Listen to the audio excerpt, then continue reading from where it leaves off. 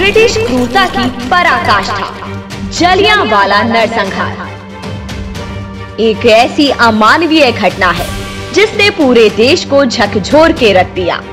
इस घटना ने ऐसे महान बलिदानियों को जन्म दिया जिनकी त्याग, समर्पण और मातृभूमि पर मर मिटने की इच्छा शक्ति ने अंग्रेजों को भागने पर विवश कर दिया। हृदय विदारक जलियांवाला नरसंहार मात्र एक घटना नहीं है, अपितु अंग्रेजी शासन के शोषण और उत्पीड़न की पराकाष्ठा का प्रमाण है। यह घटना भारतीयों का राष्ट्र के प्रति समर्पण, त्याग और निष्ठा का जीवंत उदाहरण है। अमृतसर में कर्फ्यू घोषित होने के बाद भी जलियांवाला बाग में 10,000 लोग कैसे जुटे? कौन सी वह बात थी जिसने उन्हें कठोर नियम का उल्लंघन करने और अपनी जान पर खेलने के लिए प्रेरित किया? इसे जानने के लिए हमें इस कांड से पहले की स्थिति और लोगों के मनोभाव को समझने की आवश्यकता है। वर्ष 1914 का वह समय जब अंग्रेज भारतीय वीर सैनिकों की सहायता से प्रथम विश्व युद्ध जीत कर लौटे, तो ब्रिटिश तंत्र का अहंकार 7वें आसमान पर पहुंच गया। वे भारतीयों को न केवल तुच्छ समझते, अपितु उनका भरपूर शोषण भी करते। जहां भी कोई अंग्रेजी सत्ता का विरोध करने का प्रयास करता, उसे कुचल दिया जाता। कभी संकरी गली में रेंगकर चलने की सजा दी जाती, कभी फांसी के तख्त पर लटका दिया जाता, तो कभी ताबड़तोड़ गोलियां बरसाकर जान ले ली जाती। सत्ता के मद में चोर साम्राज्यवाद ने अनेक क्रूर एवं अत्याचारी अधिकारियों को जन्म दिया।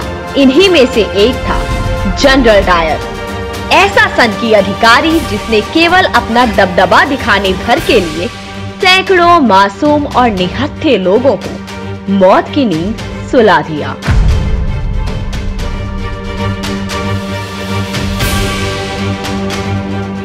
पूरी घटना को लेकर भारतीय राजनीति के प्रमुख दल कांग्रेस का रवैया अत्यंत संदेहास्पद रहा।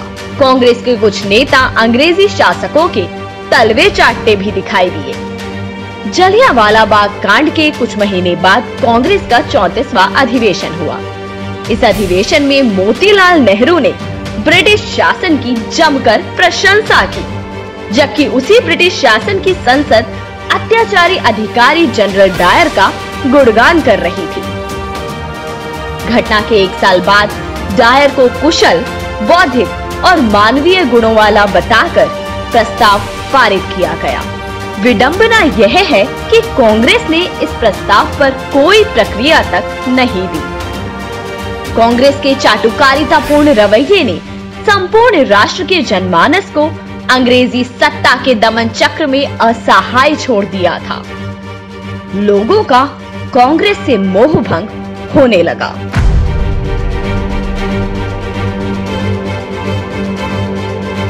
जलियांवाला बाग नरसंहार के दूसरे दिन पंजाब के गुजरांवाला में छोटी जनसभा हो रही थी। जैसे ही अंग्रेज अधिकारियों को इस बात का पता चला, लाहौर से 4 हवाई जहाज गुजरांवाला भेजे गए। इन जहाजों से बम बरसाए गए और मशीन गन से गोलियां भी चलाई गई। इस घटना में भी कई लोग मारे गए। इन घटनाओं ने न केवल भारत के जनमानस को उद्वेलित, कुपित तथा आंदोलित किया, बल्कि भारत में ब्रिटिश शासन की नींव हिला दी, जिसके बाद लाख प्रयासों के बाद भी अंग्रेजों को अपना बोरिया बिस्तर समेटकर भागना ही पड़ा।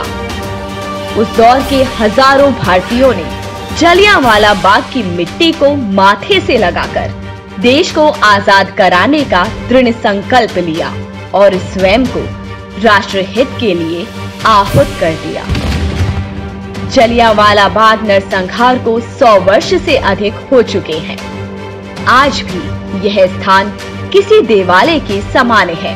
इस घटना के अमर बलिदानियों को भावपूर्ण श्रद्धांजलि।